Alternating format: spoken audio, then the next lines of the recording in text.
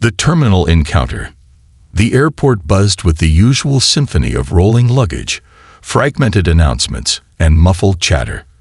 Among the bustling travelers stood Barron Trump, his tall, gangly frame rising above the crowd like a lighthouse in a sea of chaos. Dressed casually in a hoodie and jeans, his golden brown hair slightly tousled, he could have been any teenager making his way to a gate. Except he wasn't. For once, Barron wasn't surrounded by bodyguards or an entourage. He had insisted on flying alone this time, yearning for just a sliver of independence, to feel like a regular person. Adjusting the straps of his well-worn backpack, he stepped forward in line to board the plane, rehearsing a polite smile for the flight attendant. "Boarding pass, please," the attendant requested, her tone crisp but professional. Barron handed it over with a nod, ready to shuffle down the narrow aisle and settle into his window seat. But just as she scanned his ticket, her demeanor shifted. Her smile faltered, and a frown creased her forehead. She glanced at him, then back at the screen. "I'm sorry, sir," she said, her voice suddenly cold. "You cannot board this flight." The words hung in the air like an echo in a canyon. "What?" Barron blinked, his confusion mirrored in his wide blue eyes. "Why not?" Behind him, the line stalled. Passengers craned their necks, whispering in hushed voices. "Isn't that Trump's kid?" someone muttered. "Protocol," the flight attendant said tersely, avoiding his gaze. The vague answer was like a slap in the face. Barron felt heat creeping up his neck. The whispers behind him grew louder, sharper. He turned to see foams being raised, the faint glow of screens capturing his every move. "Ma'am, there must be some mistake," Barron said, trying to keep his voice steady. "I haven't done anything wrong." "There's no mistake," she snapped, crossing her arms. "Please step aside." Her tone left no room for negotiation. Barron, humiliated but composed, moved out of the line and to the side. He sank into a corner of the waiting area, his phone untouched in his pocket. His mind raced, searching for answers as the line resumed its steady march onto the plane. Judgment in the shadows. The whispers hadn't stopped. If anything, they grew bolder. "Must have been caught sneaking something on board," an older man muttered loudly. "Entitled kids like him think they can do anything," a woman scoffed, her disdainful glance cutting like a knife. Barron clenched his fists but said nothing. He had been raised to maintain his composure, no matter how unfair the situation. But the sting of judgment hurt worse than he expected. He wasn't angry, he was confused. What could he have possibly done to warrant this treatment? A child tugged on her mother's sleeve nearby. "Mommy, why won't they let him on the plane?" The mother shushed her, but the innocent question echoed in Barron's mind. He replayed the scene over and over, trying to find the moment he went wrong. His ticket was valid. He hadn't said or done anything unusual. So why was he being singled out? A cryptic encounter. As Barron stared at the polished floor, lost in thought, a shadow fell over him. He looked up to see a man in a gray suit standing before him. His expression was guarded, his voice low. "You're Barron Trump, right?" Barron nodded hesitantly. "Yes. Who are you?" The man glanced around, as if checking for eavesdroppers. Then he leaned in. "This isn't about protocol," he said, his tone urgent. "It's a warning." "A warning? From who?" The man straightened, his lips pressing into a thin line. "I can't explain here. Just know this. You need to be careful. This is bigger than you think." Before Barron could ask another question, the man slipped away, disappearing into the crowd. His heart raced. What did the man mean? Who would want to warn him, and about what? The flight attendant reappeared, her expression colder than before. "You're still here," she snapped. Barron stood, meeting her gaze. "Why are you doing this to me?" Her eyes darted around nervously. For a moment, her icy demeanor faltered. "It's not what you've done," she whispered, almost too quietly to hear. "It's what's been planned." Barron's confusion deepened. Planned by who? And why did she look so afraid? Before he could press her for answers, she turned and walked away, leaving him alone with more questions than ever. The weight of judgment. The flight departed without him, and Barron watched the plane taxi down the runway through the large airport windows. He felt the weight of rejection settle over him. This wasn't just about missing a flight anymore. Something much bigger was happening, and he had no idea what it was. By the time he left the terminal, the internet had already exploded with speculation. Videos of the incident spread like wildfire. Hashtags trending across social media. Hashtag Trump's in band. Hashtag flight drama. Hashtag what did Barron do? Barron scrolled through the posts on his phone in his hotel room that night, his heart sinking with each cruel word. Strangers hurled accusations, crafted wild theories, and tore him apart online. He probably tried to brag his way on, one user wrote. Discrimination, another countered. This isn't okay. The truth was, no one knew, not even Barron. The letter. Barron tossed his phone onto the hotel bed, unable to stomach the avalanche of accusations any longer.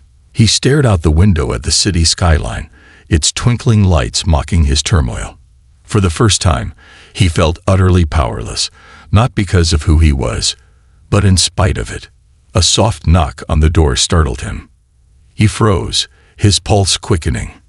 It was late, too late for room service or housekeeping. Hesitating for a moment, he approached the door and looked through the peephole. No one was there. He opened the door cautiously and found a plain white envelope lying on the carpet. No name, no return address, just an unmarked envelope, as nondescript as it was ominous. Barron picked it up and closed the door behind him, his hands trembling slightly. Sliding his finger under the flap, he unfolded the single sheet of paper inside. The message, typed in bold, black letters, was chilling in its simplicity. You're safe, grounded for now. Stay put. The words sent a shiver down his spine. Someone was watching him. Someone who had control over his movements. But why? Barron reread the note, hoping to glean more meaning from its brevity. But it offered nothing. He thought of the man in the gray suit and his cryptic warning. Was the letter connected to him? And if so, what did it mean to be safe? The more he thought about it, the more frustrated he became. He didn't know if he was being protected or threatened, or both. The morning resolve. By the time the first rays of sunlight pierced through the blinds, Barron had made a decision. He couldn't sit idly by, trapped in a cage of unanswered questions. He had to act, even if it meant putting himself at risk. His first stop was the airport. If anyone had answers, it would be the flight attendant who had denied him boarding. The terminal was quieter in the early morning, a stark contrast to the chaos of the day before. Barron spotted her almost immediately, her uniform crisp, her face tense as she spoke to another employee. He approached cautiously, his voice firm but polite.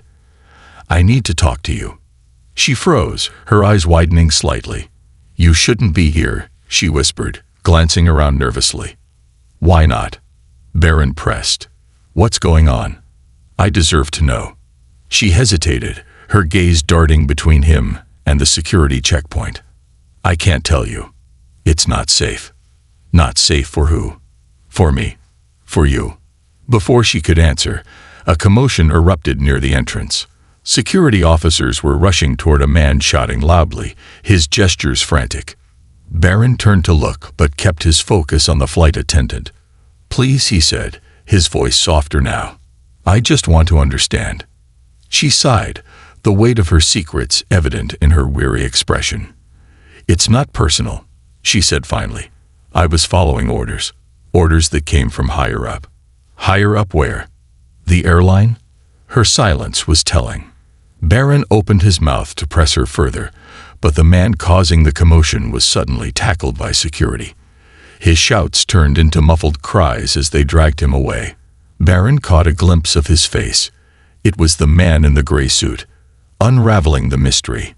Barron's heart pounded. The man who had warned him yesterday was now being restrained like a criminal. He looked back at the flight attendant, her face pale, as she watched the scene unfold. Who is he? Barron demanded. "I don't know," she said, but her voice lacked conviction. "You do know," Barron said, his tone sharp. "And if you don't tell me, I'll find out myself." For a moment, she looked like she might confess, but then she shook her head. "You're too young to be caught in this," she said softly.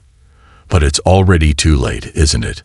Before he could respond, she turned and walked away, disappearing into the restricted area. Frustrated and determined, Barron decided to follow the security officers and the man in the gray suit. He kept his distance, moving carefully through the terminal. They led the man into a back office, the door slamming shut behind them. Barron lingered nearby, trying to figure out how to get closer without drawing attention. He found a maintenance door slightly ajar and slipped through, making his way to the other side of the office.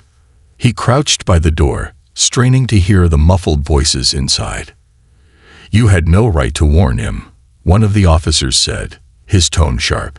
"You don't understand," the man in the gray suit replied. "He's in danger." "Danger from what?" another voice demanded. "From the same people who put you up to this," the man shot back. "You think you're keeping him safe by grounding him. You're only delaying the inevitable." Barron's breath caught in his throat. Whoever these people were, they had power, enough to control not just the airline, but the people working in it. A bigger plan. Barron barely had time to process what he'd heard before footsteps approached the door. He scrambled back into the maintenance area, hiding behind a stack of boxes. The security officers emerged first, their expressions grim. The man in the gray suit followed, his hands cuffed in front of him. As they led him away, his eyes met Barron's for a fleeting moment. The man gave a slight nod, almost imperceptible, as if to say, "Stay strong." Barron watched them disappear down the corridor, his mind racing. He had stumbled into something far bigger than himself, a game where he was a pawn, and the rules were unclear. As he walked back to the main terminal, he noticed a group of reporters gathering near the entrance. News of the previous day's incident had spread, and the media frenzy was in full swing. Barron slipped past them unnoticed, determined to stay out of the spotlight. For now, at least. The unfolding truth. Back in his hotel room, Barron pulled out the letter again, studying it for any hidden meaning. He thought about the man's warning, the flight attendant's fear, and the cryptic exchange he'd overheard. The pieces of the puzzle were starting to come together, but the picture they formed was still unclear. As night fell, Barron made a promise to himself. He wouldn't let fear or confusion hold him back. Whatever this plan was, he would uncover the truth. This wasn't just about him anymore. It was about standing up against the unseen forces trying to control his life. And no matter how long it took, Barron Trump was determined to find the answers. Into the shadows. Barron's resolve hardened overnight. The confusion and humiliation he had endured transformed into a steely determination. This wasn't just about his missed flight anymore. It was about unraveling a web of secrecy that had ensnared him without his consent. The morning sunlight spilled through the hotel window as Barron sat at the small desk, the cryptic letter laid out before him. Every word of it felt like a puzzle piece, but the picture it formed was shrouded in darkness.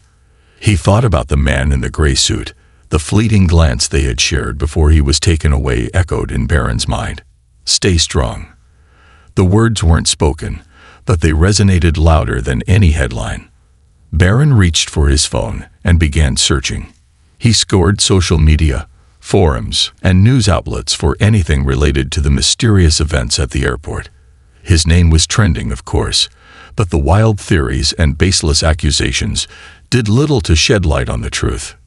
Then, buried in a thread on a lesser-known forum, he found something that caught his eye. Strange activity at JFK, connected to high-profile passengers. The post was vague, but the comments hinted at an underlying pattern. Other travelers, not as famous as Barron, but equally bewildered, had experienced similarly bizarre incidents: denied boarding, unexplained delays, and cryptic warnings. One comment stood out. "It's not about the passengers. It's about who might want them silenced or delayed." Follow the money. Follow the influence. Barron stared at the screen. The words struck a chord. A visit to the unknown. Barron decided to return to the airport, despite the risk of being recognized or turned away. If he wanted answers, he needed to find the man in the gray suit, or at least uncover why he had been detained. He donned a baseball cap and sunglasses, trying to blend in as much as his towering height would allow. Arriving at the terminal, he navigated the bustling crowds with purpose, his ears tuned for any hint of the security officers or the flight attendant from the day before. As he approached the restricted area where the man had been taken, a familiar voice stopped him in his tracks. "You're back," the flight attendant said, stepping out from a nearby corridor. Her face was pale, her eyes darting nervously around. "You shouldn't be here." Barron squared his shoulders, his voice firm. "I'm not leaving until I get answers." She glanced over her shoulder, her fear palpable. "You don't understand what you're stepping into." "Then help me understand," he countered. "You said it wasn't about what I did. It's about what's been planned. What does that mean? Who's behind this?" She hesitated, chewing her lip as if weighing the risks of speaking. Finally, she leaned closer. "There are people who don't want you traveling right now. People with power. They think keeping you grounded is safer." "Safer from what?" "I don't know everything," she admitted. "But I've heard whispers about threats, about messages being intercepted. You're being protected, but not in the way you think." Her words only deepened the mystery. Protected from who?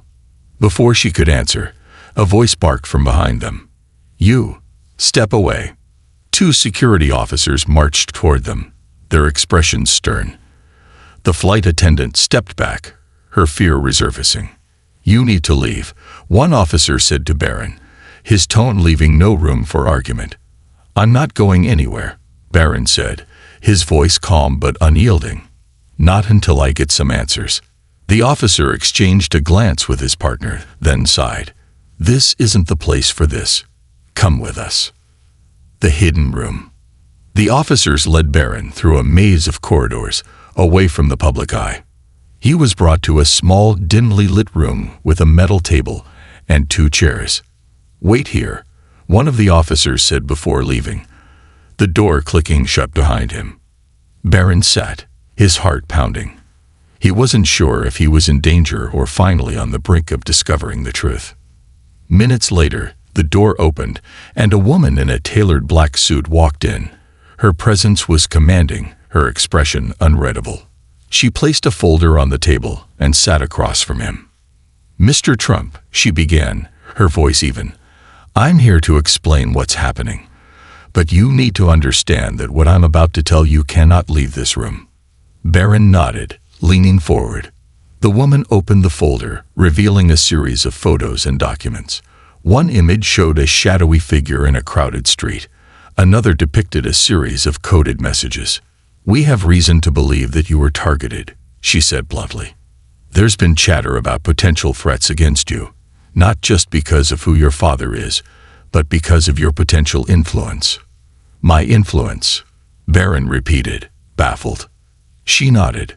"Your name carries weight, Mr. Trump, whether you like it or not. There are individuals and groups who see you as a symbol, a tool, or a threat. Yesterday's incident was part of a broader effort to keep you out of harm's way. But why all the secrecy?" Barron pressed. "Why not just tell me?" "Because we don't know who we can trust," she admitted. "Even within our own ranks, there are leaks. The man in the gray suit, he was working independently, trying to warn you. He's complicated, but his intentions seem genuine." "What happens now?" Barron asked, his voice steady despite the turmoil inside. The woman closed the folder. "For now, you stay grounded. We're monitoring the situation, and when it's safe, you'll be free to travel again. But you need to stay vigilant. Trust no one. A new path forward." As Barron left the room, escorted back to the main terminal, his mind was a whirlwind of emotions. He felt anger at being used as a pawn, fear for the unseen threats looming over him, and a newfound determination to rise above it all. The world outside was already moving on, but Barron knew his story wasn't over. He didn't have all the answers yet, but he was no longer just a passive participant. Barron Trump had entered a world of shadows and secrecy, but he wasn't going to let it define him. He was ready to stand tall, not just for himself, but for anyone who had ever felt powerless against forces beyond their control. And in that moment, as he walked through the terminal, he realized something profound. Strength wasn't about being invulnerable. It was about rising after every fall, no matter how heavy the weight. Rising above. Barron left the airport with more questions than answers, but one thing had become clear. This experience wasn't just about him.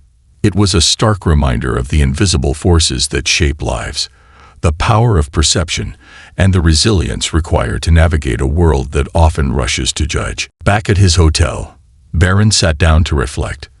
For so long, his life had been defined by his family's prominence, but this ordeal had shown him something deeper.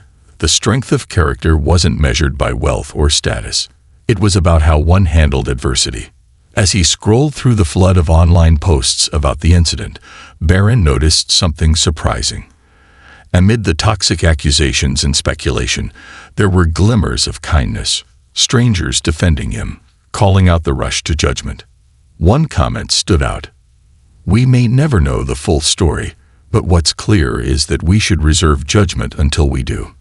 Everyone deserves that much." Barron smiled faintly. Those words resonated with him, and he realized he had a choice in how to respond to the situation. He could stay silent, letting others define the narrative, or he could use this as an opportunity to advocate for something bigger than himself. The power of response. Barron decided to break his silence, not to clear his name, but to share a message that might make a difference. He wrote a heartfelt post on social media.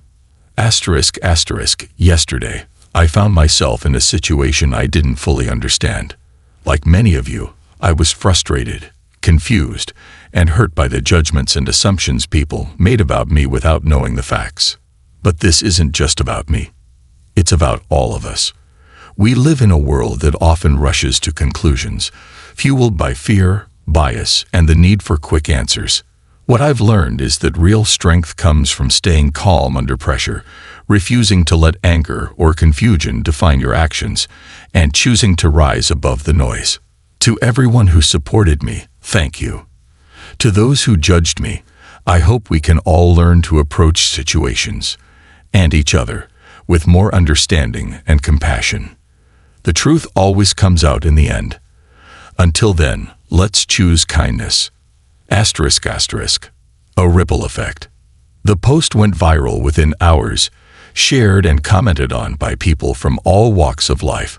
Some applauded his maturity and resilience, while others admitted they had been too quick to judge. Barron's words sparked a larger conversation about the importance of withholding judgment, the dangers of misinformation, and the value of empathy. Even the news outlets began to shift their tone, focusing less on the scandalous speculation and more on the lessons that could be learned from the incident, a lesson for all. As the days passed, Barron's life began to return to normal, or as normal as it could be for someone like him. The world moved on to the next trending topic, but the experience stayed with him. He had faced public humiliation, the weight of unfair scrutiny, and the fear of the unknown, yet he had emerged stronger and wiser. The incident taught him, and the world, a vital lesson. In a world that thrives on assumptions, patience and empathy are revolutionary acts. Strength isn't about never falling. It's about standing tall after every stumble. And when faced with adversity, the greatest power lies in choosing how to respond. The road ahead. Barron resolved to use his platform to continue spreading this message. Whether it was through public appearances, social media, or simple acts of kindness, he wanted to be a voice for understanding in a world that often lacked it. As he stepped onto a plane a week later, this time without incident, he felt a newfound sense of purpose. The turbulence he had endured wasn't the end of his story. It was the beginning of a journey to inspire others to see beyond the surface, to listen before judging, and to choose compassion over division. And as the plane ascended into the sky, Barron looked out the window, the clouds below a reminder that even in the darkest moments, there's always a way to rise above. This conclusion ties the story together with a meaningful lesson for viewers, emphasizing resilience, empathy, and the power of response. Let me know if there's anything else you'd like to refine.